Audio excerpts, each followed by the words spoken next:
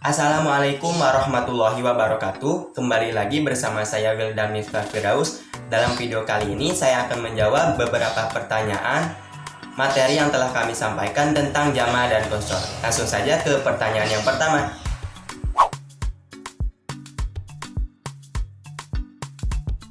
Jawaban yang pertama ialah tentang sholat jama' qasar. Sholat jama' terdiri dari dua. Yang pertama yakni jama' takdim, yang kedua ialah jama' takhir. Jama' takdim ialah menggabungkan dua sholat fardu yang dikerjakan di waktu yang pertama, seperti kita menjama' sholat zuhur dengan asar sehingga dilakukannya pada sholat zuhur.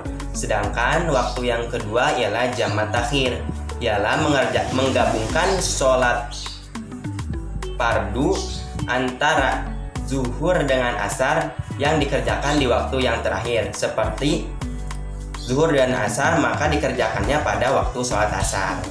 Sholat jama' takdim harus dilakukan secara berurutan, sebagaimana urutan sholat tidak boleh terbalik. Sedangkan sholat jama' takhir tidak secara berurutan, sebagaimana yang dilakukan oleh Rasulullah SAW, dan terdapat pada salah satu hadis yang artinya dari mazhab bin Jabal bahwasanya Nabi SAW dalam perang Tabuk, apabila beliau berangkat sebelum tergelincir matahari, beliau mentakhirkan sholat zuhur hingga beliau kumpulkan dengan sholat asar. Beliau menggabungkan keduanya, zuhur dan asar, waktu asar, dan apabila berangkat sesudah tergelincir matahari, beliau mengerjakan sholat zuhur dan asar sekaligus. Kemudian beliau berjalan, dan apabila beliau berangkat sebelum maghrib, beliau mentakhirkan maghrib hingga beliau melakukan sholat maghrib beserta isya. Dan apabila beliau berangkat sesudah waktu maghrib, maka beliau mensegerakan sholat isya dan beliau menggabungkan sholat isya dan maghrib. Hadis riwayat Abu Daud.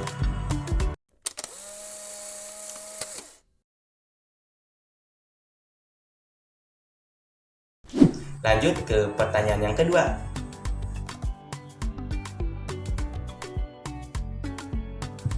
Jawabannya ialah lebih lanjut dari Imam Nawawi menyebutkan dalam kitab yang sama bahwa perbedaan sholat antara orang yang mukim dan musafir tidak menyebabkan sholat jamaahnya itu rusak, sebagaimana yang terdapat dalam salah satu hadis yang artinya, jika seorang musafir sholat berjamaah dengan musafir lain dan orang yang mukim atau orang yang bukan musafir, maka hukumnya boleh. Kemudian imam mengqashar sholat bersama musafir yang lain, sedangkan orang yang mukim menyempurnakan sholatnya. Setelah selesai sholat, disunahkan bagi imam mengucapkan sempurnakan sholat Anda karena kami adalah musafir. Orang mukim bermakmum pada orang yang sholat jama' qashar, hukumnya boleh.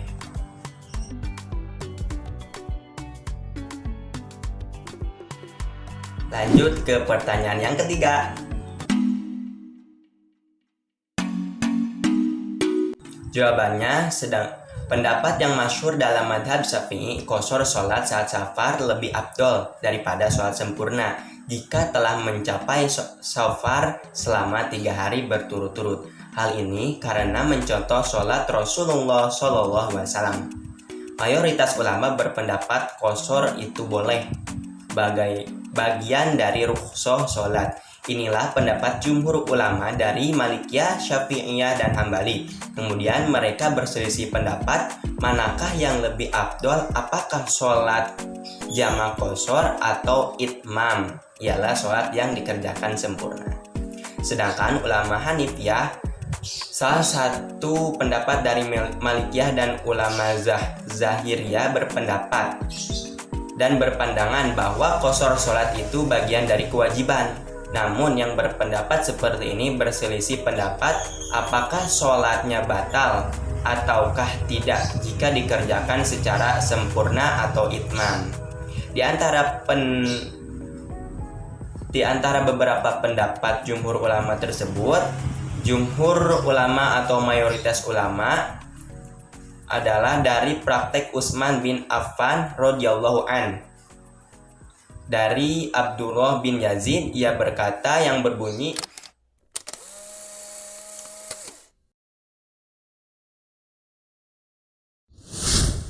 yang artinya Utsman pernah sholat bersama kami di Mina sebanyak 4 rakaat. Hal itu lantas diceritakan pada Abdullah bin Mas'ud. Kemudian Ibnu Mas'ud beristija mengucapkan inna lillahi wa inna ilaihi rajiun. Kemudian Ibnu Mas'ud berkata, aku pernah sholat bersama Rasulullah SAW di Mina sebanyak 2 rakaat, bersama Abu Bakar As-Siddiq di Mina sebanyak 2 rakaat, bersama Umar bin Khattab di Mina sebanyak 2 rakaat. Andai saja Utsman mengganti 4 rakaat menjadi 2 rakaat yang diterima. Hadis riwayat Bukhari nomor 1084 dan Muslim nomor 695.